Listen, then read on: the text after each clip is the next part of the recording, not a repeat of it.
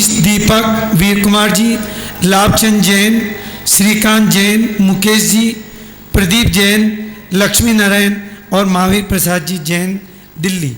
ये थोड़ा आगे की तरफ बैठ जाएं। महिलाओं में कविता पाटनी, सीमा जैन, सुशील जैन, नेहा, सविता दीदी, मोनिका दीदी, जयंती जैन, अलका जैन, मणि जैन, कल्पना दीदी, उषा सोगानी, प्रीति जैन, दमोह।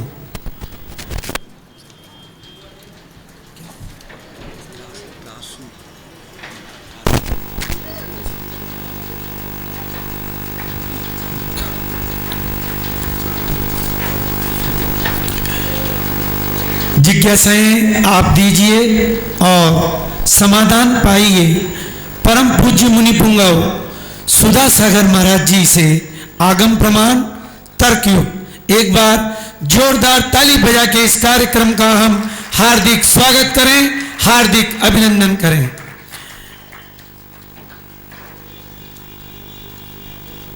बंधुओं, सुधा कलश चैनल के माध्यम से आप ऑनलाइन जिज्ञासाएं भेज सकते हैं और इस ऑनलाइन सुधा कलश चैनल पर आप गुरुदेव के प्रवचन, स्वाध्याय, शंका समाधान, जिज्ञासा समाधान और भी कई कार्यक्रम आप वहां से प्राप्त कर सकते हैं।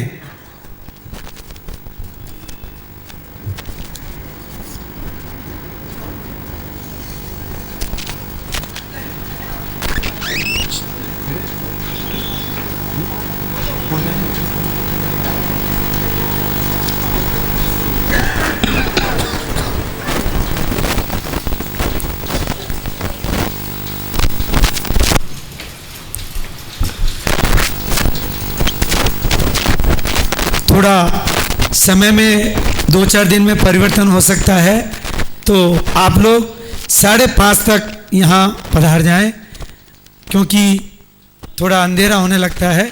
तो हम 5:45 से ये कार्यक्रम प्रारंभ करना चाहते हैं।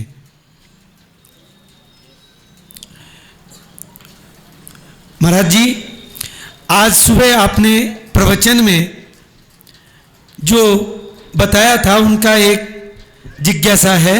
महाराज जी, सूट पहनने में सारा शरीर ढका रहता है और साड़ी पहनने से पूरा अंग ढकता नहीं है, क्या करें? क्या सूट इसलिए पहनते हो कि शरीर ढांकने के लिए, कि यंग लगते हो इसलिए पहनते हो? आपका अभिप्राय क्या है?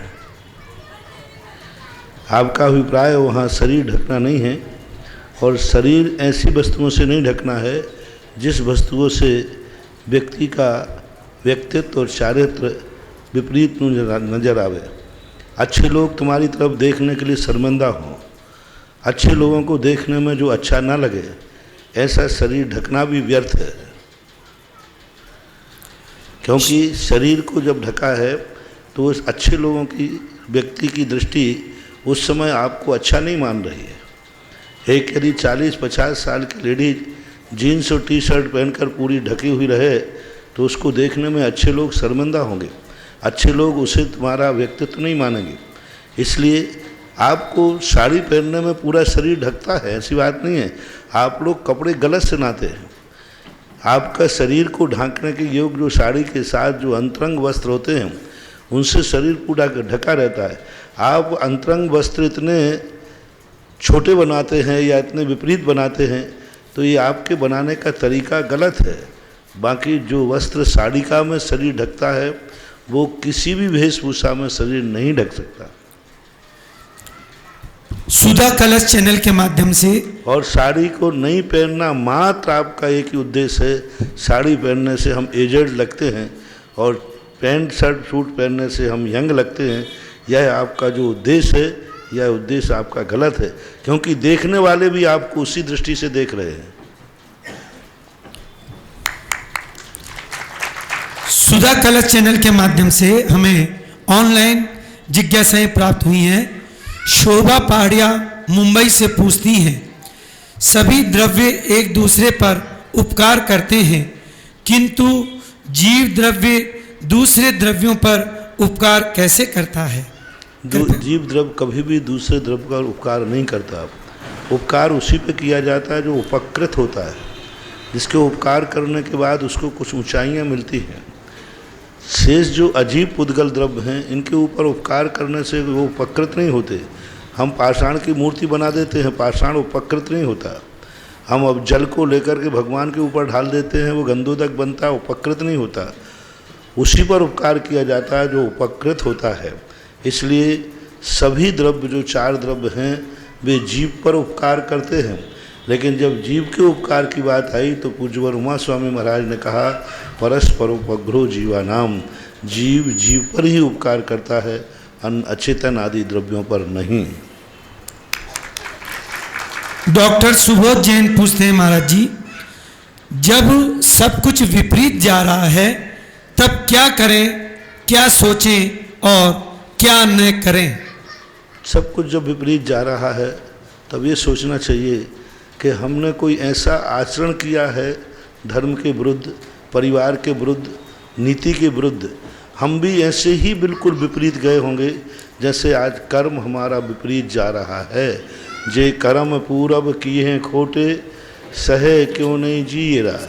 बस इसकी तरीका एक ही है कि आज जब हमारा समय, हमारा कर्म बिल्कुल विपरीत जा रहा है तो हम भी कभी ना कभी धर्म और नीति और आचरण के बिल्कुल विपरीत गए होंगे।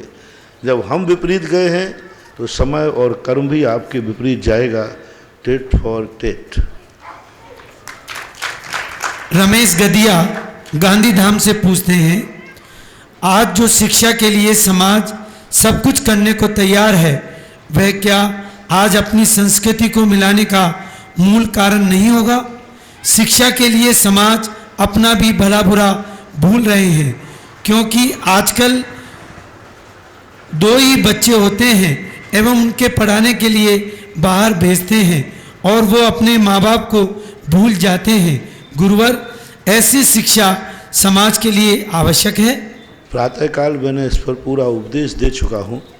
पूर्णतः कल दोपहर में 2 दिन के जो प्रवचन हैं उन पर मैंने पूरा उपदेश दिया, आपको लाइव के माध्यम से सुनाई पड़े हैं। उन उपदेशों में सब कुछ आ गया, प्रश्न भी उठा दिया, समस्या भी उठा दिया और समाधान भी कर दिया। जिंदगी की ऐसी कोई समस्या नहीं है जिसका समाधान ना हो। समाधान करने की हमारी तैयारी होना चाहिए, हमारी रुचि होना चाहिए, हमारी इच्छा होना चाहिए। यदि समाज ठान लेती है तो हर समस्या का समाधान है। शिवमंगल सिंह सुमन ने 2 पंक्तियाँ लिखी हैं, अगर तुम ठान लो मन में तो तूफान का पथ मोड़ सकते हो, अगर तुम ठान लो मन में तो सारे तारों को चलायमान कर सकते हो। ठान लो, बस एक लक्ष्य की बात है। एक बार यदि लक्ष्य बना लिया, एकमात्र व्यक्ति ने इस लक्ष्य बनाया था सन 18वीं शताब्दी में मंगल पांडे ने, कि मैं देश को स्वतंत्र करके रहूँगा। एक आवाज़ उसने लगाई, 100 साल के बाद हुआ, लेकिन आखिर एक दिन देश स्वतंत्र होके रहा। हम चलें धीमे, भले हम एक कदम चलें, लेकिन दिशा की तरफ चलेंगे तो हमें एक दिन मंजिल मिल ही जाएगी। प्राशु जैन सांगन है और इसके पश्चात आशीष जैन तैयार रहें। ओम नमोस्तु महाराज जी, मेरे पास 2 प्रश्न हैं। एक शरद भैया बांसवाड़ा खान कॉलोनी से भेजा और एक मेरा खुद का है। पहले मैं अपना खुद का प्रश्न पूछता हूँ। महाराज श्री, दिन के हिसाब से तीर्थंकरों की पूजन करना कि शनिवार को मुनीश्वर बैद्यनाथ भगवान की पूजन, सोमवार को किन्हीं भगवान की पूजन, तो क्या इसमें सम्यक दर्शन में दोष आएगा? 2 प्रकार की बातें इसमें हैं। उत्कृष्ट रूप तो नहीं माना जाएगा, लेकिन इसको एकदम मिथ्यात्व भी हम नहीं कह सकते, क्योंकि एक गृहस्थ जब अपनी किसी भी समस्या से ग्रसित हो सकता है, चाहे वो समस्या साची हो या झूठी, तो अपने आराध्य को पुकारता है। जब व्यक्ति संकट की बात आती है तो आप पारसनाथ को याद करते हैं। जब समाज में शोरगुल हो रहा हो तो शांतिनाथ भगवान की जय क्यों बोलते, श्री अंशनाथ की क्यों नहीं बोलते? शांति पाठ के अंदर शांतिनाथ भगवान के शांति पाठ क्यों किया गया? शांतिनाथ उन शशिमुखहारी शील गुणामृत संयमधारी। तो ये क्यों? तो ये क्षयोपम सम्यक दृष्टि, कम से कम बूढ़े लकड़ी के समान। जीव कांड के अंदर कहा कि बूढ़ा जैसे लकड़ी को पकड़ लेता है, लकड़ी को छोड़ता नहीं है, लेकिन हाथ कंपायमान होता रहता है। इसी प्रकार गृहस्थ अपनी सांसारिक समस्याओं से परेशान होकर के वो भगवान को तो छोड़ता नहीं है, लेकिन भगवानों में भेद कर देता है। भगवानों में भेद करके कहता है कि नहीं, शनिवार के दिन मनुष्य व्रतनाथ भगवान की पूजा करूँगा, अन्न के दरवाजे तो नहीं जाऊँगा, लेकिन उन्हीं में भेद कर देता है। ये सम्यक दर्शन का दोष तो है, लेकिन सम्यक दर्शन का इसमें नाश नहीं है। छल मल अगाढ़ दोष इसी प्रकार का ये सबसे छोटे जघन्य रूप से छल मल अगाढ़ दोष कहलाएगा। महाराज जी दूसरा प्रश्न शरद जी ने पूछा खांडू कॉलोनी से। उन्होंने पूछा कोई व्यक्ति धर्म करता है और जिसका आपके ऊपर पूरा पूरा आशीर्वाद है, धर्म कर रहा है, सब कर रहा है, लेकिन उसी का अपयश होता है, तो ऐसा कौन सा कर्मोदय में आया या किस प्रकार की प्रकृति इस प्रकार बांधी है? मैंने इसका जवाब कई बार दे चुका हूँ कि वर्तमान में धर्म करना अलग चीज़ है और अतीत के धर्मात्मा होना अलग चीज़ है। ना जाने कितने लोग वर्तमान में धर्मात्मा हैं, लेकिन अतीत के पापी हैं। अतीत में उन्होंने से अपराध किया है, इसलिए अतीत का जो अपराध है उसकी सज़ा तो भोगना पड़ेगी। वर्तमान में तुम कितने ही धर्म कर लो, मुनिराज भी बन जाओ तो भी कर्म भोगना पड़ेगा, तीर्थंकर भी बन जाओ तो कर्म भोगना पड़ेगा। जब तीर्थंकर बनने के बाद उनका भी एक प्रकार का अपयश ये हुआ कि देखो 6 महीने तक उनको कोई आहार नहीं दे पा रहा है। तो ये सब अपने पूर्व के किए हुए कर्म का है।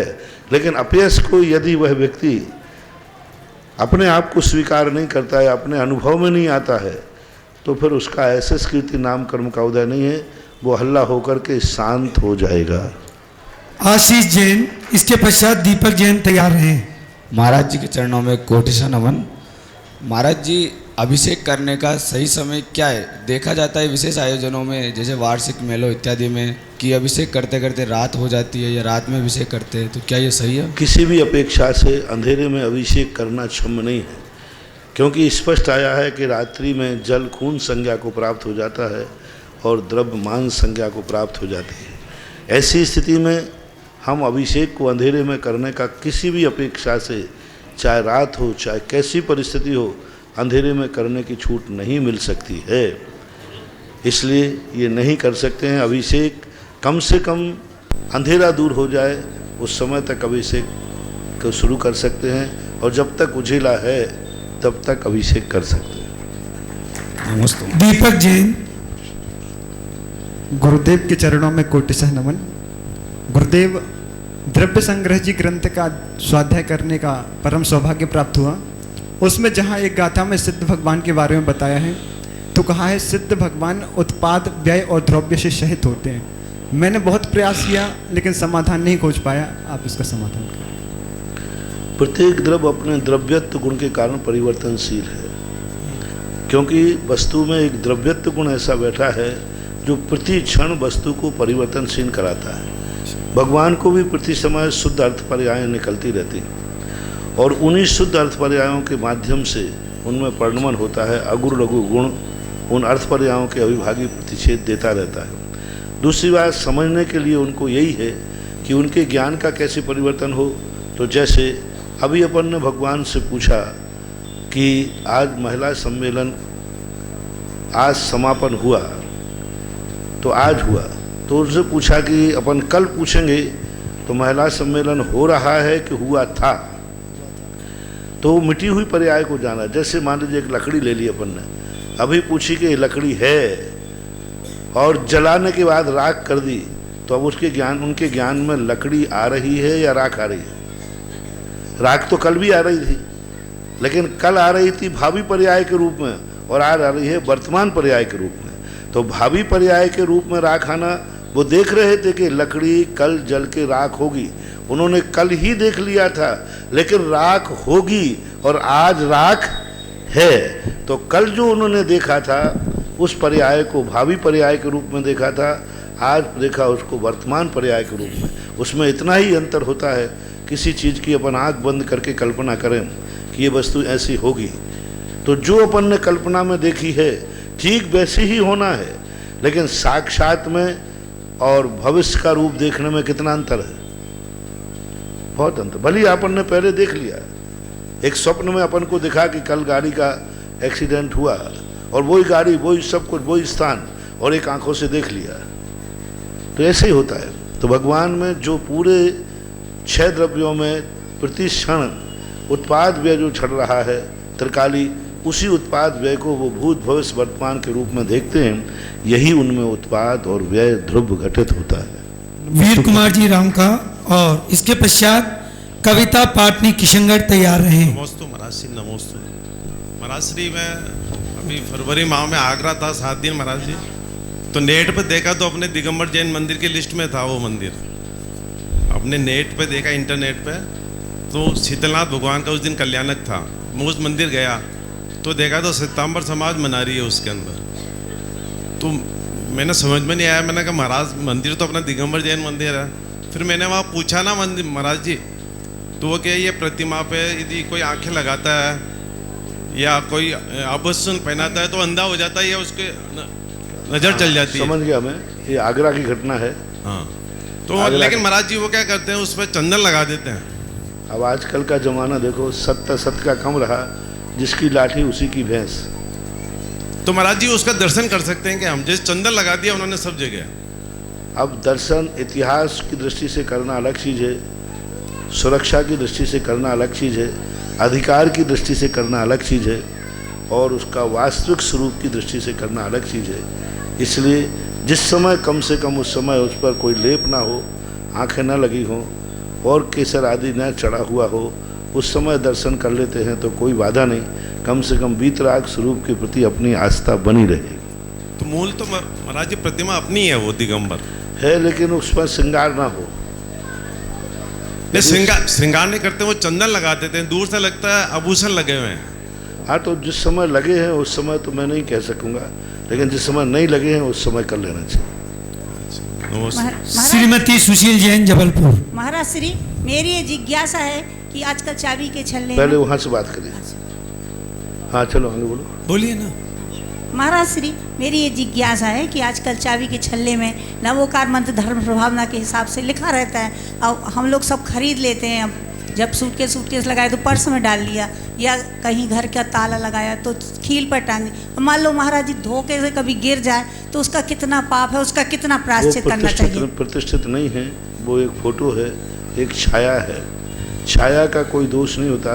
साधु को जब चलता है पूरा जग के, उसकी छाया जमीन पर पड़ती है। तो ये फोटो आदि सब छायाएं हैं, इनके संबंध में आगम में शास्त्रों में कोई उल्लेख नहीं है। बस यही है कि इनका सम्मान रखना चाहिए, अपने चला करके अनादर नहीं करना चाहिए। बाकी ये छाया है, पूजनी नहीं है। नमस्ते महाराज जी, नमस्ते। डॉक्टर सुधीर जैन और कविता पाटनी किशनगढ़। गुरुवर के चरणों में त्रिवार नमोस्तु नमोस्तु नमोस्तु नमोस्तु। गुरुवर, मेरा प्रश्न यह है कि श्रावक द्वारा जो पालन किए जाने वाले अनुव्रत है उसका सही स्वरूप क्या है, और हम निर्दोष पूर्वक उसका पालन कैसे कर सकते हैं? सबसे पहले तो उनका निर्दोष पूर्ण पालन करने के लिए संसार के प्रति अरुचि होना चाहिए, और संसार के जितने कार्य हैं, विषय भोग आदि, उनके प्रति उसकी दृष्टि क्या है, लक्ष्य क्या है। जब उनसे वो उदासीन हो जाता है तब कहीं वो जाकर के वृत्ताधिक ले सकता है। यदि बाह्य वृत्ताधिक भी पालन करना है तो बाह्य रूप से संसार से निर्वृत्त होना जरूरी है। जब तक हम वस्तु के स्वरूप को नहीं समझेंगे, वृत्ताधिक से कोई फर्क नहीं पड़ने वाला।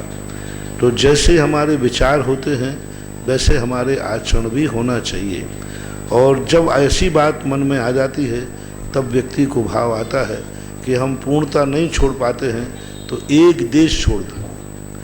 पूर्णता यदि हम संयम नहीं ले पाते तो एक देश संयम ले लो, लेकिन संयम की शुरुआत यही है कि मुझे एक दिन संपूर्ण रूप से छोड़ना है।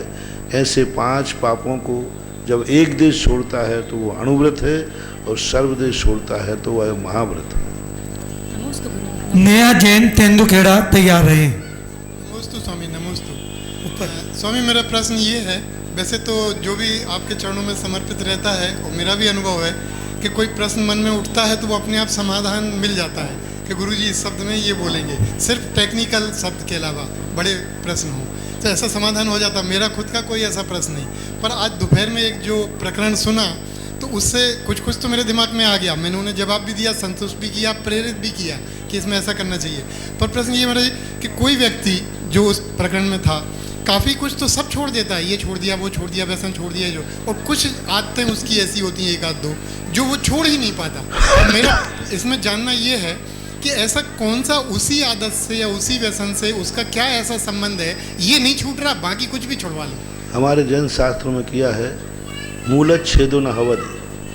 ऐसा कोई व्यसन है जिससे मूल का घात होता है तो फिर उसको माफ़ नहीं किया जाएगा। ऐसा कोई व्यसन पाल रहा है जो कहता है महाराज मैं आलू नहीं खाऊंगा, प्याज नहीं खाऊंगा, रात में नहीं खाऊंगा, कोई चीज़ नहीं खाऊंगा, भगवान का अभिषेक पूजन करूंगा, तीनों टाइम सामायिक करूंगा, लेकिन बस एक बार अंडा खाऊंगा, आलू नहीं खाऊंगा, प्याज नहीं खाऊंगा, रात्रि में नहीं खाऊंगा, जो आप नियम दो बस अंडा खाऊंगा। तो अब वो सारे नियम उससे किस काम के? बोलो ना, बेकार हो। कोई काम के नहीं। तो हमेशा देखा जाता है कौन सा व्यसन है, जो व्यसन हमारी जिंदगी के मूल धर्म को ही खत्म करता है तो उसको माफ नहीं किया जाएगा। भली वो 100 सामायिक कर ले, चाहे भली वो उपवास कर ले कि महाराज महीने में 15 दिन उपवास करूं, 15 दिन क्या 29 दिन उपवास कर ले और एक दिन अंडा खा ले, तो वो तपस्या और त्यागी की कोटि में नहीं आ सकता। इसलिए व्यसन कौन सा है उसको ध्यान में रखा जाएगा। सारे त्याग किए हैं और एक ऐसा व्यसन पाला है जो उन सारे त्यागों को पानी फेर देता है, तो इस व्यसन को माफ नहीं किया जाएगा, उसे छोड़ना ही पड़ेगा। मैं जी उसमें महाराज जी जरा सा ये रह गया, वो रात्रि भोजन नहीं छोड़ पाता, वो छोड़ता है और फिर शुरू कर देता है, तो ऐसा क्या कारण? ये उसकी कमजोरी, खुद की कमजोरी है, उसका अपने स्वरूप के प्रति समझ में नहीं आ रहा है, अभी उसको कोई ठोकर नहीं लगी है। वो रात्रि भोजन छोड़ देगा, बस एक दिन किसी डाकू को भेजना पड़ेगा या आप जैसे डॉक्टर को भेजना पड़ेगा और उसको कहना पड़ेगा कि यदि जिस दिन तुमने रात्रि भोजन खा लिया उसी दिन तुम्हारी मौत निश्चित है, और वो जिंदगी में कभी नहीं खाएगा। समझ में आया। जो धर्म से नहीं छोड़ सकता वो डर से छोड़ सकता है, उसको कोई डर दिखाना पड़ेगा तो उसका छूट जाएगा। लाभचंद जैन भीलवाड़ा तैयार रहे। महाराज जी के पावन चरणों में नमोस्तु नमोस्तु नमोस्तु। महाराज जी हमारा प्रश्न है, किस कर्मोदय के कारण इंसान राजा से रंक बन जाता है, आप विस्तार से समझाइए। पाप कर्म के उदय से जब उसको राजा बना तो राजत्व को उसने अय्यासी में, अत्याचारों में, भोग विलासता में राजत्व पद ने भोग का साधन बना लिया। जब व्यक्ति कोई भी सांसारिक वैभव को भोग का साधन बना लेता है उसी दिन से उसको पतन हो जाता है, और जब व्यक्ति को सामग्री मिलती है उसे धर्म का साधन बना ले जाता है तो वो राजा से महाराजा बन जाता है। जब धन दौलत, आँख कान नाक शरीर की स्वस्थता मिली, आँख मिली, कान मिली, इसको यदि हमने भोग का साधन बना लिया, अय्यासी का साधन बना लिया, तो हमारा पतन निश्चित है। और यदि इन्हीं को हमने धर्म का साधन बना लिया, अच्छे कार्यों का साधन बना लिया, तो इनसे जाकर के हमें ऐसा भी ज्ञान हो सकता है कि आज जो हम आँखों से देख रहे हैं कल हम वही चीज़ अवधि ज्ञान से देखेंगे, क्योंकि आज आँखों का हमने सदुपयोग किया है। तो तपेश्वरी से राजेश्वरी और राजेश्वरी से नरकेश्वरी, तो राज गद्दी का, वैभव का, धन का राजा से ही मतलब नहीं है। आपके पास जो भी वस्तु है यदि आप उसको अय्यासी का साधन बना रहे हैं तो आपका विनाश निश्चित है, राजा से रंक बनना निश्चित है। सभी कोई पुण्य के उदय से वैभव मिलता है उसका अच्छा उपयोग करना चाहिए, क्योंकि पुण्य के उदय से आया है तो पुण्य में ही व्यय होना चाहिए, पाप में नहीं। सविता दीदी 10 प्रतिमा वाले तैयार रहे। गुरुवर के चरणों में कोटि नमन। गुरुवर मेरी ये जिज्ञासा है, किसी के मृत्यु भोज के सोगन है, परंतु प्रथम दिन जो डेथ के दिन रिश्तेदार है तो उनके यहाँ भोजन करने पे दोष लगता है या नहीं लगता? कायदा से यदि उस भोज में तुम शामिल हो रहे हो, यदि उसने भोज दिया है, नहीं प्रथम दिन दाग संस्कार के दिन उसके यहाँ घर पे खाना खाना दोष लगता है नहीं लगता? क्यों खाना चाह रहे? भोजन के रूप में खाना चाह रहा है, मृत्यु के रूप में खाना चाह रहे हो कि रिश्तेदारी में गए हो तो एक भोजन तो करना ही पड़ेगा इसलिए करो। बस रिश्तेदारी में गए हो तो भोजन करना ही पड़ेगा, कहीं अन्यत्र क्या करें? तो वो तो सामान्य भोजन हो गया। लेकिन अब यहीं ब्यावर में रह करके किसी मरण के यहाँ उसे रिश्तेदारी में बुलाया है कि मर गए तो यहीं खा लीजिए, तो वो मृत्यु भोज के अंतर्गत आएगा। श्रीकांत जैन कोल्हापुर तैयार रहे। सविता दीदी। मुनि श्री के चरणों में बारंबार नमस्कार हो।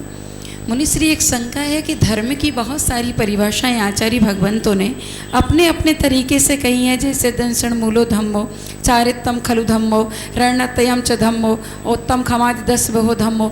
लेकिन सब बहुत सारी परिभाषाओं में सिर्फ एक परिभाषा है जो अहिंसा परमो धर्म। तो परम शब्द अहिंसा के भीतर ही क्यों लगाया, बाकी सब धर्मों में क्यों नहीं लगाया? क्योंकि वो लक्ष्यभूत है। पहली बात तो धर्म अनेक नहीं होते हैं, समस्याएं अनेक होती हैं, तो उनके जिससे समाधान हो जाते हैं उसे धर्म कह देते हैं। अहिंसा परमो धर्म इसलिए लगा दिया क्योंकि जितने भी धर्म हैं वे सब अहिंसा के लिए ही हैं। इसका पूज्यवर भट्टिकेर महाराज ने श्री मूलाचार्य जी ग्रंथराज में लिखा कि जो कुछ भी हम धर्म पालन करते हैं उसमें मूल लक्ष्य रहना चाहिए अहिंसा। और अहिंसा का अर्थ 2 है, स्वयं का घात ना हो, पर का घात ना हो, द्रव्य हिंसा ना हो और भाव हिंसा ना हो, यानी राग द्वेष नहीं होना, स्वपर प्रकाशी सुपर कल्याणी जो क्रिया है वही अहिंसा है। तो जितने भी धर्म हैं, रत्नत्रय धम्मो सुपर प्रकाशी है, सुपर कल्याणी है, दया विशुद्धो धर्मो, दंशन मूढ़ो धम्मो, ये सब सुपर कल्याणी है, और अहिंसा स्वपर कल्याणी है। यानी जितने दुनिया के धर्म है, चाहे वो मुनि व्रत हो चाहे श्रावक व्रत हो, सब अहिंसा के लिए ही हैं। इसलिए अहिंसा को परम धर्म कहा। कार्तिकेय अनुप्रेक्षाकार ने परम धर्म शब्द की व्याख्या की है टीकाकार ने कि परम यानी संसार की जितनी भी धार्मिक क्रियाएं हैं सब अहिंसा के लिए। तो अहिंसा किसे कहते हैं? जिसमें स्वयं और पर का कल्याण हो, हित हो, वह अहिंसा है। इसलिए मोनिका दीदी तैयार रहें। नमस्ते महाराज, नमस्ते। माइक ऊपर लगाओ। नमस्ते महाराज, नमस्ते। मैं कोल्हापुर महाराष्ट्र से आया हूँ। 2 प्रतिमा का निर्त्याचार पालन करना चाहिए। 2 प्रतिमा का निर्त्याचार पालन कैसा करना चाहिए? 2 प्रतिमाओं का निर्त्याचार पालन वैसे ही करना चाहिए जैसे शास्त्रों में बताए गए हैं। 12 व्रत जो हैं और 12 व्रतों को जो तुमने लिया है उन व्रतों का द्रव्य, क्षेत्र, काल और भाव और भावों से उल्लंघन नहीं होने देना। मान लीजिए आपने क्षेत्र से लिया नियम कि आज हम इस क्षेत्र के बाहर नहीं जाएंगे, तो मन वचन काय से कितनी भी समस्या आ जाए नहीं जाना चाहिए। यानी जो आगम में कहे हैं व्रतों की परिभाषा उसी प्रकार उनको पालन करना। जो सामायिक का समय है सामायिक पे करना, जो प्रतिक्रमण का समय है प्रतिक्रमण करना।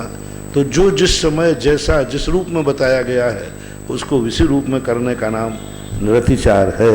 और व्रत लेने वाले को पता रहना चाहिए कि मेरे व्रतों को अतिचार किस में लगते हैं और निर्दोष किस में पालन होता है। तालियां। महाराज जी के चरणों में बारंबार नमो। मुकेश जी जैन वकील साहब तैयार रहे। महाराज जी के चरणों में बारंबार नमोस्तु नमोस्तु नमोस्तु। महाराज जी, मेरा प्रश्न है कि आधुनिकता के चकाचौंध में हम अपने संयमी मार्ग को कैसे सुरक्षित रखें और ऐसा क्या भावनाएं चिंतन करें जिससे कि हम भारी निमित्तों से बच सकें और अपने मार्ग में अच्छे से एक पारण कर सकें। भौतिक की चकाचौंध तो सदा से रही है। आज तो कोई भौतिक चकाचौंध नहीं है जो चौथे काल में थी, जो भोग भूमि के काल में थी। वस्तु स्वरूप विचार खुशी से सब दुख संकट सहा करे। वस्तु स्वरूप का चिंतन है तो ये भौतिक चकाचौंध तो कुछ प्रभावकारी हो नहीं सकती। जिसको मालूम है कि इस चकाचौंध का अर्थ क्या है, इस चकाचौंध के अंदर क्या है, जिसको मालूम है कि ये जहर है, फिर वो पान कर ही नहीं सकता। तो जहर के बीच में अपने आप को वही बचा सकता है जो जहर के स्वरूप को समझता है, जहर का ज्ञान होता है। इसलिए जो भौतिक चकाचौंध है उसकी अर्थ क्रिया हमें समझ में आना चाहिए। इसका स्वरूप क्या है, इसका फल क्या है। जो भौतिकता में पढ़े उन्होंने क्या पाया और क्या नहीं पाया, उनके संबंध में हमें जानकारी होना चाहिए और हमें उसका स्वरूप पता होना चाहिए। हानि और उपादान, ये 2 चीज़ों का ज्ञान होने से हम चकाचौंध से बच सकते हैं। जयंती जैन कुंभराज तैयार रहें। नमोस्तु महाराज जी, नमोस्तु महाराज जी, नमोस्तु महाराज जी। महाराज जी, नेमिनाथ भगवान की गृहस्थ अवस्था में जब उनकी बारात जा रही थी तो 56 करोड़ बाराती थे। इस हिसाब से जो अभी हिंदुस्तान की पॉपुलेशन है करीब पूरी पॉपुलेशन कवर करती है। तो मेरी जिज्ञासा ये है महाराज जी कि आदिनाथ भगवान से लेकर अभी तक और आगे तक जिस प्रकार से प्राणी की ऊंचाई और आयु का ह्रास होता चला आ रहा है, ऐसा ही क्या जो भूभाग है उसका भी ह्रास होता चला आ रहा है क्या? हाँ, क्यों नहीं हुआ। भरत क्षेत्र का जो आदि का है ये समुद्र की सतह बढ़ रही है, समुद्र बढ़ रहा है। जैसे बहुत सारी स्थितियाँ ऐसी देखने में आ रही हैं कि आज भारत के समुद्र के किनारे कई अवशेष निकल रहे हैं। तो उस अवशेषों से ऐसा लगता है कि भारत क्षेत्र भी बहुत छोटा हुआ है और 526 योजन 19 बटे कुछ ऐसा आया है। तो इतना बड़ा जो अपना भारत क्षेत्र था आज तो वो देखने में नहीं आ रहा। 526 योजन का यदि हम किलोमीटर बनाएंगे तो भारत तो 1/4 ही बचेगा, इतना ज़्यादा आगे निकल जाएगा। तो सिद्ध तो ये होता है कि क्षेत्र भी बहुत कुछ समुद्र में डूब गया है। प्रदीप जैन भीलवाड़ा तैयार रहें। नमोस्तु गुरुवर। गुरुवर मेरी एक शंका है, केशवराय पाटन में जब अभिषेक हो रहा था मुंसुरुत भगवान का तो उस समय बहुत भीड़ थी, तो मुंसुरुत भगवान के आगे और मूर्तियां रखी थी पहले 6-7 साल पहले की बात, तो वो धक्का लगा तो थोड़ा सा मैं मूर्ति से टकरा गई। तो गुरुवर उसमें मुझे क्या दोष लगेगा, उसका क्या समाधान है? ये आपातकाल की परिस्थिति थी, आपने आलोचना कर ली और आपको उसको दोष मान लिया, यही आपका प्रायश्चित होगा। नमस्ते। अलका जैन कुंभराज तैयार रहें। नमस्तु गुरुवर। नमस्तु गुरुवर। नमस्तु गुरु। मेरा भाई यह प्रश्न है कि जैसे अपन पक्षाल करते हैं, जैसे छोटी प्रतिमा होती है उनको उठा के आगे पीछे करते हैं, उनका पोषण करते हैं, तो वो सही है या गलत है? जैसे छोटी प्रतिमा है जिनका अपन आगे पीछे करते हैं, झुकाते हैं, उनका पोषण करते हैं, तो वो सही है या गलत है? एक मर्यादा पूर्वक उठाना, एकदम उल्टी करना ठीक नहीं है, लेकिन उठाना, पहुंचना, रखना यदि सम्मान के साथ, आदर के साथ करते हो तो कोई बाधा नहीं है, लेकिन अनादर के साथ करते हो तो बाधा है। लक्ष्मी नारायण रायपुरिया तैयार रहें। नमोस्तु महाराज जी। भगवान आदिनाथ की 500 कलश की धनुष की काया थी, तो बाकी मनुष्यों की कितनी थी? सभी की उस समय उसी हिसाब से काया होती है। जैसे आज अपने 5-6 फुट अधिकतम मानते हैं तो 6 फुट है, किसी की 4 फुट है, किसी की 5.5 फुट है, बस इसी में 500, 450 आदि के बीच में 525, बस इतना ही रहता था। उस समय सभी स्त्री पुरुष, हाथी घोड़े सबकी काया उसी हिसाब, चींटी भी उसी हिसाब की होती। अपने बराबर तो चींटी होती होगी जितने आज अपन लोग हैं, बल्कि इससे बड़ी चींटी होती होगी। तो सभी चीज़ उसी प्रकार की अवस्था थी, पेड़ पौधे भी बड़े थे, सब कुछ वैसा ही था। मणि जैन अकलतरा तैयार रहें। नमोस्तु महाराज जी। नमोस्तु महाराज जी। जैन धर्म में जो रोज अपन प्रवचन में सुन रहे हैं कि मोक्ष के लिए ही ये सब तप और साधना कर रहे हैं, और पूज्य मुरारी बापू के प्रवचन में मैंने सुना कि जिस मोक्ष को हमने देखा नहीं उस मोक्ष की अपेक्षा क्यों करें, और इस मोक्ष के लिए अब इतने आतुर क्यों है, इतनी साधना और तप करने की क्या जरूरत है? मोक्ष के लिए कोई साधना नहीं करता है, दुखों से बचने के लिए साधना करता है। व्यक्ति को मोक्ष के लिए तो पता ही नहीं है, कल्पना भी नहीं है। मोक्ष तो हम कहते हैं कि ऐसा व्यक्ति मोक्ष को प्राप्त करेगा। हम मोक्ष को प्राप्त नहीं कर पाएंगे, ना हमारा लक्ष्य है। हमारा लक्ष्य है दुखों से निपटारा, संसार से निपटारा। हमें संसार से छूटना है। मोक्ष की कोई परिभाषा नहीं बताई। जैन दर्शन में मोक्ष की परिभाषा बताई, कृष्ण कर्म विप्रमोक्षो मोक्षा, यानी हमें कर्मों से छूटना है, हमें पापों से छूटना है, हमें विकल्पों से छूटना है, हमें द्वंद्वों से छूटना है, मोक्ष प्राप्त नहीं करना है। इसी का नाम मोक्ष है। नमस्ते। मोक्ष प्राप्त नहीं करना, इसी का नाम मोक्ष है। समझ रहे ना? मोक्ष प्राप्त नहीं करना, इसी का नाम मोक्ष है। महावीर प्रसाद जैन दिल्ली तैयार रहें।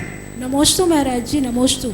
मेरी जिज्ञासा ये है महाराज जी कि दाम्पत्य जीवन में कुंडली मिलान का कितना असर होता है, और किसी किसी बच्चे का तो एक ही बार में योग होता है, किसी का बहुत प्रयास करने के बाद, और किसी किसी का होता ही नहीं, ऐसा क्यों? मैंने प्रश्नों बता दिए शादी क्यों नहीं हो रही। पूर्व भाव में उसने ऐसी शादी की होगी कि सारे परिवार को रुलाया होगा, इसलिए कर्म ने कहा कि ससुरे की शादी मत होने दो, सो अब जिंदगी भर ये रोता रहे। प्रश्न में मैंने बताया ये सब यही कारण है। बिना कर्म के, अतीत के किए हुए अशुभ कर्म से कुछ नहीं होता। रही बात कुंडली के मिलान की, तो कुंडली का मिलान होना चाहिए, क्योंकि ज्योतिष शास्त्र जैन दर्शन में आया है, शुभ मुहूर्त आदियों का वर्णन जैन दर्शन में है, इसलिए इस प्रकार के नक्षत्रों के मिलान करने में कोई दोष नहीं है। कोई इसको मिथ्यात की कोटि में नहीं लेना चाहिए, ग्रहों की मैत्री होना चाहिए, क्योंकि संसार में हम जीते हैं तो हमारा वर्तमान का आचार विचार तो बराबर ही हो, और अतीत में हमारे कैसे कर्मों के उदय में मेरा जन्म हुआ है उसकी भी मैचिंग होना चाहिए। कल्पना दीदी तैयार रहें। नमस्ते महाराज जी। महाराज श्री, मेरे दांत घिसने के लिए मेरे को डॉक्टर ने एक्रेलिक टूथ कवर लगाया है, तो उससे मैं अभिषेक लगा करके वैसे सारा दिन रहता है मेरे दांत में, क्या मैं अभिषेक कर सकता हूँ या नहीं कर सकता हूँ? कोई बाधा नहीं, कोई बाधा नहीं। आप अभिषेक कर सकते हैं, आहार भी दे सकते हैं, कोई किसी प्रकार की बाधा नहीं। नीलेश पाटनी किशनगढ़ तैयार रहें। नमोस्तु महाराज जी। महाराज जी, हमारी ये जिज्ञासा है कि जो वेदी के सामने जहाँ पर टाइल्स लग जाते हैं और उसका वेदी का मतलब भगवान जी का प्रतिबिंब पूरे नीचे उल्टे दिखते हैं, तो वो टाइल्स लगना चाहिए कि नहीं लगना चाहिए? जहाँ लग गए तो उसका क्या करना बहुत चाहिए? अच्छा। पहली बात तो है कि वो छाया है, इसलिए कुछ इजाजत यदि उसका अभिनय हो जाता है तो हमारा दोष नहीं है। चला करके हमें उसका अभिनय नहीं करना चाहिए। फिर भी हमारी श्रद्धा और आस्था इतनी रहती है कि हम छाया पर भी पैर नहीं रखना चाहते, तो एक तो ऐसे टाइल्स लगाना नहीं चाहिए, यदि लगा दिए हैं तो वहाँ चटाई आदि बिछा देना चाहिए, अथवा कोई ऐसा पेंट कर देना चाहिए जिससे कि वो छाया ना पड़े। इससे हमारे आत्मा को संतोषी होती है। यानी पूरा प्रतिबिंब उल्टा पड़ता है, तो वही है उसका तरीका कि उस पर चटाई आदि डाल दो या कोई पेंट आदि पोत दो। सीमा जैन ललितपुर तैयार रहें। देव के चरणों में नमोस्तु नमोस्तु नमोस्तु। महाराज श्री, मेरी जिज्ञासा है, जीवन में कोई भी गलत कार्य लालच और भय से होता है, तो जीवन में लालच और भय को किस प्रकार कम किया जाए, कृपया मार्गदर्शन करें। लालच और भय से जो कार्य होता है वो कभी सुख शांति नहीं दे सकता। कई लोग लोभ के कारण से किसी की खुशामद करते हैं, यदि इस व्यक्ति की हम खुशामद करेंगे तो हमें ये मिल जाएगा। कई लोग खुशामद करते हैं डर के कारण, यदि नहीं करेंगे तो ये व्यक्ति मुझे परेशान करेगा, तो इस कारण से जो करता है उससे उसके पुण्य का क्षय होता है, वो और व्यक्ति कमज़ोर होता जाएगा। और व्यक्ति जैसे लोभ के कारण करेगा तो उसके लिए और गरीबी आएगी, भय के कारण करेगा तो उसकी ज़िंदगी में और परेशानी आएगी। तो मोह और लोभ और भय से कोई भी क्रिया को अपन करते हैं तो नियम से हमारे का विनाश ही करता है।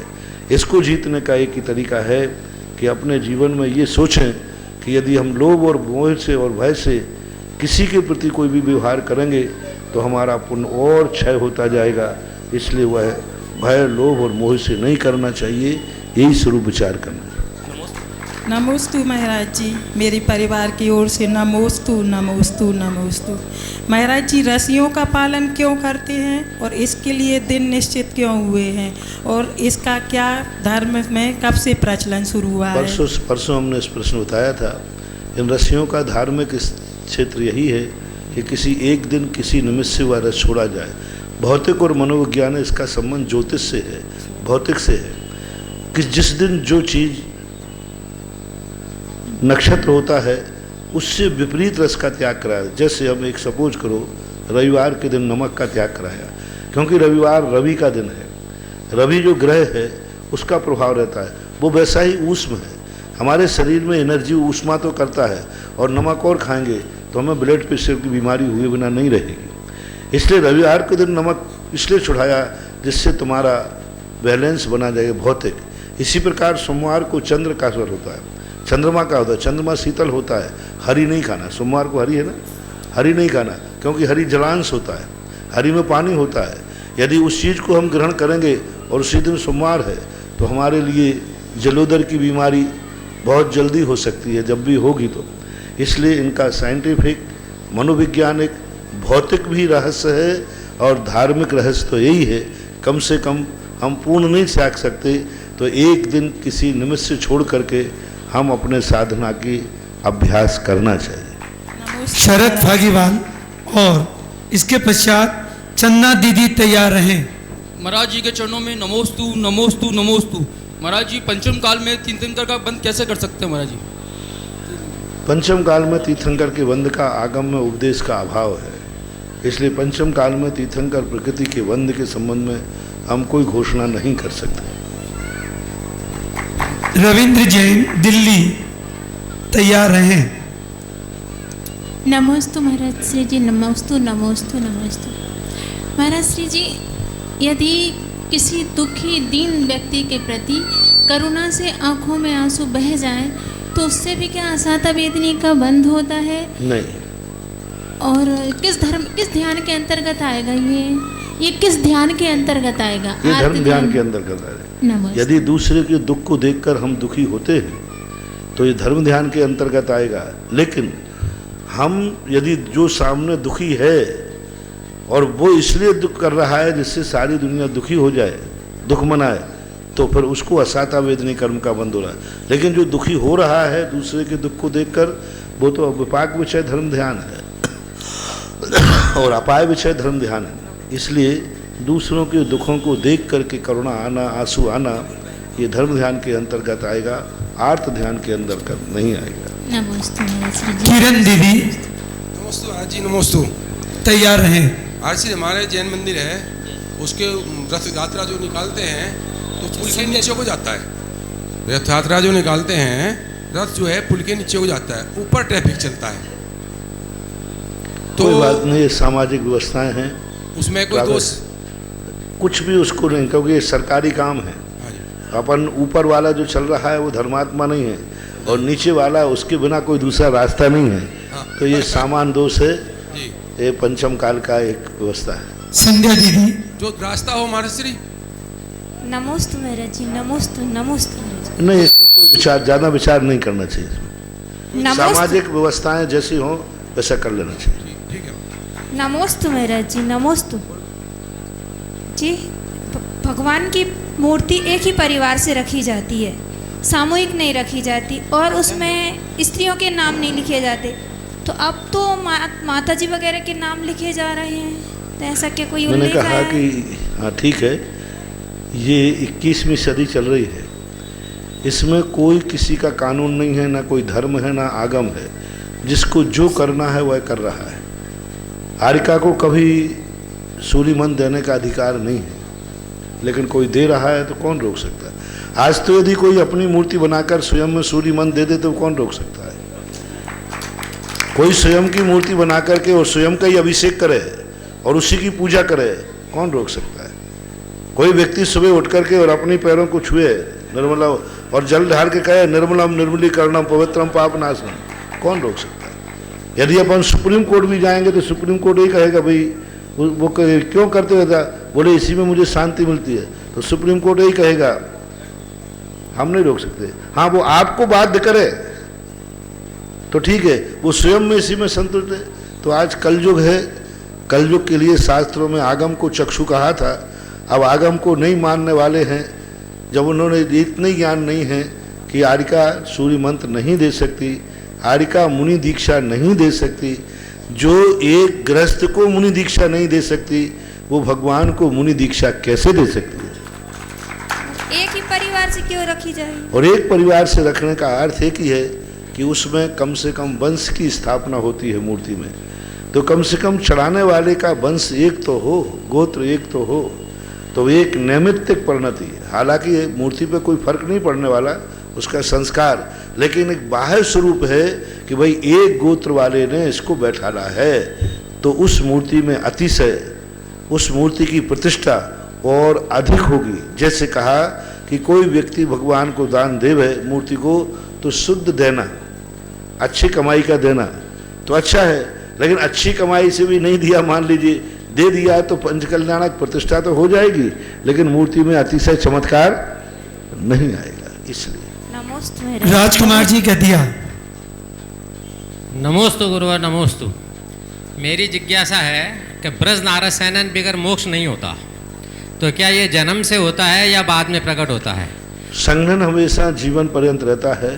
जिस समय से वो जन्म लेता है वो उत्पाद पद में आता है, विग्रह गति में ही वज्रसम नाराज संघन का उदय होता है और जीवन के अंत तक आता है। कोई संघन को बदलना चाहे तो बदल नहीं सकता। तो क्या अंजन चोर वगैरह को जन्म से ही था? जन्म से था, नियम से, जन्म से, बीच में परिवर्तन हो ही नहीं सकता।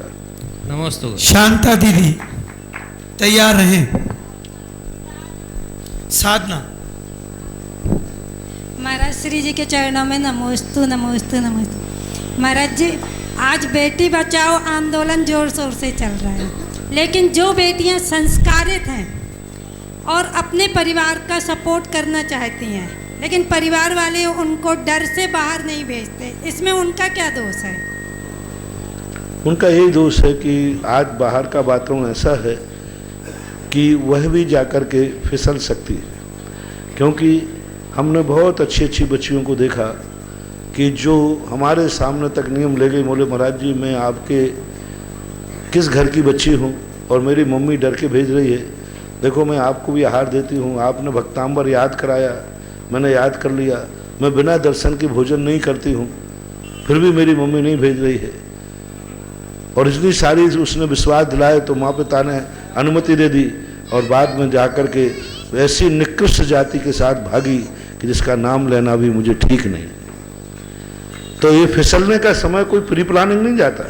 कोई भी बच्चा बच्ची पढ़ने जाता है तो इसलिए नहीं जाता है कि मैं गलत कार्य करूँगा, कोई नहीं, सब पढ़ने जाते, सब अच्छे भाव से ही जाते हैं, लेकिन वहाँ जाके जो वातावरण हो जाता है वो कब फिसल जाते हैं उन्हें भी मालूम नहीं चलता। कोई भी बच्चा प्री प्लानिंग नहीं जाता कि मैं पढ़ने इसलिए जाऊँगी कि मैं किसी से भी शादी करूँ, नहीं, लेकिन वहाँ ऐसा वातावरण मिलता है कि वो फिसल जाते हैं। जैसे आज प्रातःकाल मैंने कहा, कितना भी संस्कार क्यों हो, अभी डॉक्टर सुधीर कह रहे थे कि महाराज अपने शरीर में एक हार्मोन्स होते हैं, जैसे बहुत अच्छा उदाहरण याद आ गया, एक माता पिता हैं, स्त्री पुरुष हैं, वे भोजन करते हैं, उनके शरीर में कहीं दूध बनता है? नहीं बनता, लेकिन बच्चे को जन्म देने के बाद क्यों? कोई नई दवाई तो नहीं खाई, अपने आप उस बच्चे को जन्म देते उसको देखते ही उसके शरीर में ऐसे हार्मोन्स बन जाएंगे, वही भोजन और बच्चे को देख करके क्या बन गया? दूध। इसी प्रकार से जब कोई बच्चा और बच्ची अकेले में देखेगा और वातावरण वैसा होगा तो उसके अंदर हार्मोन्स जानते हैं आकर्षण के, अभी मेडिकल से बता रहे थे, हार्मोन्स जानते हैं, वो अपने आप उसको आकर्षित हो गई, उसे पता ही नहीं चलेगा कि मैं कब मिल गए दोनों, कब उसे होश ही नहीं रहता, क्योंकि शरीर के अंदर, अभी डॉक्टर ने बताया कि एक इंजेक्शन आता है, यदि वो इंजेक्शन कितनी बड़े त्यागी वृत्ति में लगा दिया जाए और रेगुलर 2-3 दिन लगा दिया जाए तो उसके अंदर वासना जाग जाएगी, उसको पता ही नहीं चलेगा कि मैं क्या कर रहा हूँ।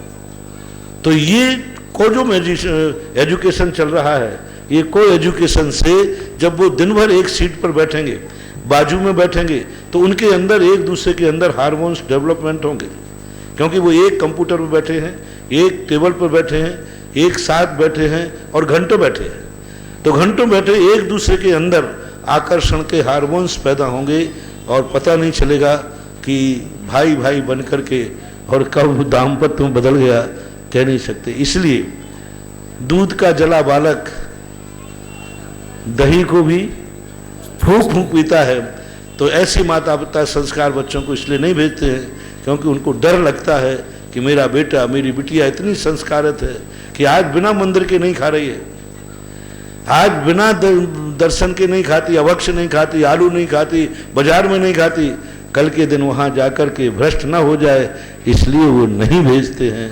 अब क्या करें, एक बुरे आदमी के कारण से 10 अच्छे आदमियों पर भी पाबंदी हो जाती है। एक कोई आतंकवाद फैलाता है तो अच्छे लोगों के लिए भी कर्फ्यू लग जाता है। कर्फ्यू किनके लिए थे? अच्छे लोगों के लिए, बुरों के लिए। बुरे आतंकवादी यानी झगड़ा करने वाले बाहर नहीं आए, कर्फ्यू उनके लिए है, लेकिन उनके साथ में लगते लगते अच्छे लोगों को भी बंद रहना पड़ता है कि नहीं? अब क्या करें, यही स्थिति।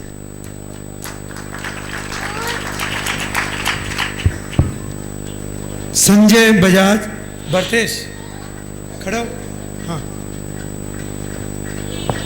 संजय बजाज इंदौर। संजय जी बोलो। नमस्ते महाराज जी, हमारा बच्चे है, हम 8 साल से पहले अभी से कर सकते हैं? नहीं कर सकते। संजय बजाज इंदौर। तुम नहीं कर सकते 8 साल पहले, क्योंकि तुम मुंह में उंगली देते हो। नमस्ते महाराज जी, जे 8 साल से पहले 2 बार कर चुके हैं, इनका क्या प्रायश्चित है? जबरदस्ती सावधानी रखो। अच्छा, नमस्ते। संजय बजाज इंदौर। महाराज श्री के चरणों में त्रिवार नमोस्तु। महाराज श्री, मेरा शंका देखो, बच्चों से आहार दान नहीं दिलाना चाहिए, नहीं करना, क्योंकि बच्चे मुंह में उंगली दे देते हैं, उनको होश नहीं रहता है। आप लोग भैयावृत्ति कराते छोटे छोटे बच्चों से, आपके बच्चों को, आपको दोष लगेगा, बच्चे को नहीं लगेगा। बिल्कुल छोटे छोटे बच्चे भैयावृत्ति करते हैं, मुंह में उंगली दे के आए, अभी उनको पता नहीं, घर नीचे हाथ रख के आए हैं, और उन बच्चों से तुम भैयावृत्ति। देव सार्थ गुरु को 8 वर्ष के पहले नहीं छुआना चाहिए, नहीं स्पर्श कराना चाहिए, क्योंकि उनको अभी ये ज्ञान ही नहीं है कि ये महाराज हैं, इन्हें शुद्धिपूर्वक सोना चाहिए। अब इधर देखिए, बच्चे ने मुंह में उंगली दे ली और वही बच्चे, उसी बच्चे से तुमने हाथ पैर दबा दिए, तो अब बोलो पुण्य लगेगा कि पाप? इसलिए नहीं कराना चाहिए। सविता दीदी तैयार हैं। महाराज श्री, मेरा प्रश्न ये है, आज के वर्तमान समय में माता पिता अपने बच्चों को हायर एजुकेशन करवाते हैं और उसके बाद उनके बच्चे मल्टीनेशनल कंपनी में चले जाते हैं, तो और फिर वो वापस नहीं आते हैं। तो माता पिता ने पूरी ज़िंदगी उनके लिए पाला पोसा, बड़ा किया और उनका अच्छे से एजुकेशन करवाया, और फिर वो उनकी तरफ मुड़ के भी नहीं देखते हैं, तो ये कहाँ तक उचित है महाराज श्री? ये उचित तो कुछ भी नहीं है, लेकिन मेरे अनुचित कहने से होने जाने वाला भी क्या है? ये माँ बाप का भी सोच बहुत छोटा था। माँ बाप को भी सोचना चाहिए था कि उसी हम बच्चे को क्या पढ़ाई करें जिससे वो मंदिर भी छूट जाए, गुरु भी छूट जाए, घर भी छूट जाए। ये माता पिता उनके एक प्रकार के शत्रु हैं कि बेटे को हायर इतनी एजुकेशन पढ़ा दी कि आज वो ऐसे स्थान पर जाकर के पहुंच गया जहां मंदिर भी नहीं है, गुरु भी नहीं है, स्वाध्याय भी नहीं है। तो ये आपका बहुत बड़ा दोष है। यानी धर्म से ज़्यादा महत्व तुम्हारे लिए धन के लिए आ गया। मैं धन का निषेध नहीं करता हूँ, लेकिन ऐसा धन किस काम का जो हमें धर्म से वंचित कर दे। कहते ना, ऐसा सोना किस काम का जिससे नाक कान दोनों चले जाए। तो ऐसा धन किस काम का जहाँ हमारे गुरु नहीं, जहाँ हमारे भगवान नहीं, जहाँ हमारे धर्म नहीं, जहाँ हमारे माता पिता नहीं, जहाँ हमारा परिवार नहीं। ऐसा धन रावण के समान है, मिल तो जाएगा लेकिन बाद में दुर्गति ले जाएगा। जैसे रावण के पास धन था, सब कुछ था, ज्ञान भी बहुत पढ़ लिया, कितना बड़ा ज्ञान था, हायर एजुकेशन, राम से भी ज़्यादा बड़ा ज्ञान हायर एजुकेशन रावण की थी। हायर एजुकेशन कर ली, लेकिन और इतना बड़ा धन दौलत भी पा लिया, बहुत अच्छा वेतन मिल रहा है, अमेरिका जाओ बहुत बढ़िया वेतन मिलता है, लेकिन धन पा लिया, लेकिन परिवार छूट गया, माँ बाप छूट गए, संस्कार छूट गए। अब वहाँ जो बच्चे पैदा होंगे वे अमेरिका का संस्कार लेंगे कि भारत का? तो बच्चों के लिए एक व्यक्ति बिगड़ता है वो 100 पीढ़ियों तक के पाप का भागीदार होता है। वो अमेरिका नहीं गया है, हम बेटों को भी उसने जाकर के भ्रष्ट कर दिया, बेटों के बेटों को भी कर दिया। यानी जितनी पीढ़ियां अब होंगी वे सब धर्म से वंचित होंगी। कितना बड़ा अंतराय कर्म का बंद किया, कितने बड़े अंतराय कर्म का। मान लो एक बच्ची को तुमने अमेरिका भेज दिया, एक बच्ची को तुमने ऐसे कुल में चली गई, उस बच्ची से मैं ज़्यादा आकुलित नहीं होता हूँ, चली गई कोई बात नहीं, लेकिन बच्चे के जो संतान होगी वो भी वही, यानी कितने कुल की हत्या कर दी उसने। एक बच्चा बेटी अमेरिका भेज दी, अब उसके जो बच्चे होंगे वे वहाँ की संस्कृति में पलेंगे, अब वे भी मंदिर से वंचित रहेंगे, वे भी माँ बाप से वंचित रहेंगे, वे भी गुरु से वंचित रहेंगे। अब इन सब से वो वंचित रहेंगे तो कितना बड़ा पाप, और उनके भी बच्चे होंगे। यानी कितनी पीढ़ियां आपने मिटा डाली, उसका अर्थ होता है वहाँ पाप। झूठ बोलने से कोई पाप, इतना बड़ा पाप नहीं है। ये झूठ से कितना बड़ा रिएक्शन होगा। अमेरिका जाने में कोई पाप नहीं है, लेकिन अमेरिका की संस्कृति तुम्हारी पीढ़ी दर पीढ़ी को नष्ट कर देगी। इसलिए हमारी संस्कृति तो यही कहती है कि धन वहीं तक कमाना चाहिए, खूब कमाओ जहाँ पर अपने धर्म का नाश ना हो, हमारे बच्चे धर्म से दूर ना हो। बच्चों को वही एजुकेशन पढ़ाओ, वहीं पर सर्विस को भेजो जहाँ पर धर्म और धर्मात्माओं से वो दूर ना रहे, आपसे इतना दूर ना हो जाए कि वो क्या खा रहा है तुम्हें पता ही नहीं, कहाँ घूम रहा है तुम्हें पता ही नहीं। बच्चे को साथ वही होना चाहिए। संस्कृति तो यही है, बाकी जो हो रहा है सो जो है सो है महावीर की। दीपक जैन तैयार हैं? तैयार हैं। नमस्ते महाराज जी। महाराज जी, मेरी जिज्ञासा है कि 10 लाक्षण पर वर्ष में 3 बार मनाते हैं, लेकिन भाद्रपद के महीने में तो कुवृष्टि और शुभृष्टि होती है इसलिए मनाते हैं, लेकिन माघ के महीने में और चैत के महीने में कुवृष्टि शुवृष्टि होती है, उसका क्या कारण मनाने का? सुवृष्टि होती मतलब कुवृष्टि शुवृष्टि होती ना 49 दिन तक, भादों के महीने में होती नहीं, है। इससे दशलाक्षण पर्व का कोई संबंध नहीं है। चैत महीने और माघ महीने दशलाक्षण पर्व का ऐसा कोई संबंध हमें शास्त्रों में देखने में नहीं आया। पहली बात तो दशलाक्षण पर्व कब से कैसे चले, कैसे रूप हुए, आगम में उल्लेख नहीं मिला, लेकिन फिर भी 3 बार मनाए जाते हैं। अभी मैंने पर्व के दिनों में कहा था, एक शाश्वत पर्व होते हैं और एक समाज के द्वारा कोई ऐसी पवित्र कार्य होता है उसके लिए पर्व बना दिया जाता है। इसलिए दशलाक्षण पर्व जो 3 बार आते हैं, ये तीनों बारों का मात समाज के द्वारा 10 धर्म को साल में 3 बार हम पवित्र हो सकें, इस उद्देश्य से बनाया। बाकी इसके संबंध में शास्त्रों में हमें खोजने में कोई विशेष उल्लेख नहीं मिला। उषा सोगानी तैयार रहें। नमस्ते महाराज जी, नमस्ते महाराज जी। मंदिर में गर्भगृह का क्या महत्व है? मंदिर जी में गर्भगृह का क्या महत्व है? गर्भगृह का महत्व इतना ही है जितना अपने शरीर में पेट का है। गर्भगृह में एक एनर्जी को संग्रहित किया जाता है। जैसे आपने देखा कि बिजली को पहले संग्रहित करते हैं, फिर उसके ज़्यादा आगे भेजते हैं तो प्रभावमान होती है।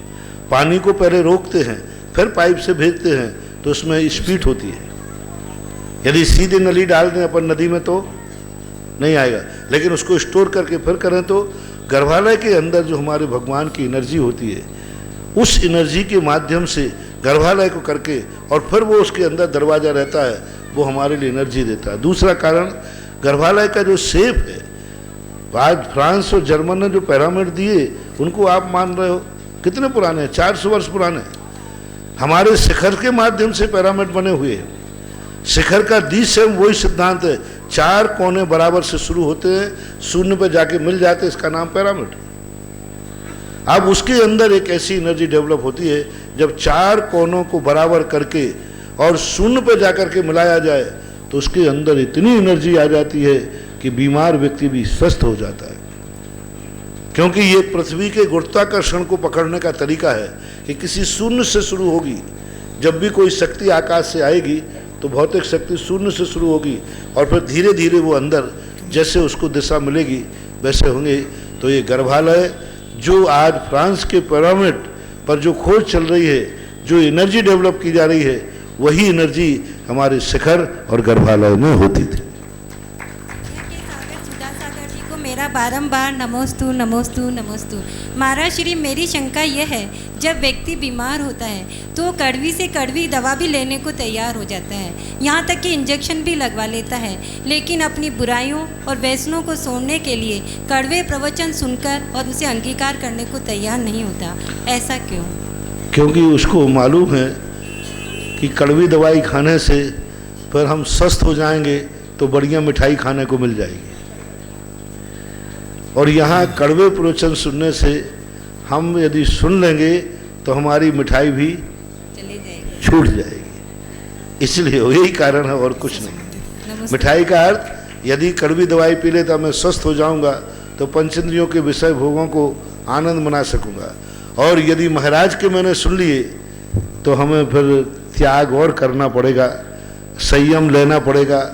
इसलिए उसके मन में ये भाव आ जाता है, इसलिए वो कड़वे प्रवचन सुनता नहीं, सुन ले तो पछते नहीं। प्रीति जैन दमोह और माया दीदी तैयार हैं, जल्दी से। नमोस्तु महाराज श्री, नमोस्तु महाराज श्री। जिस प्रकार मैना सुंदरी ने श्रीपाल का कोड मिटाया था,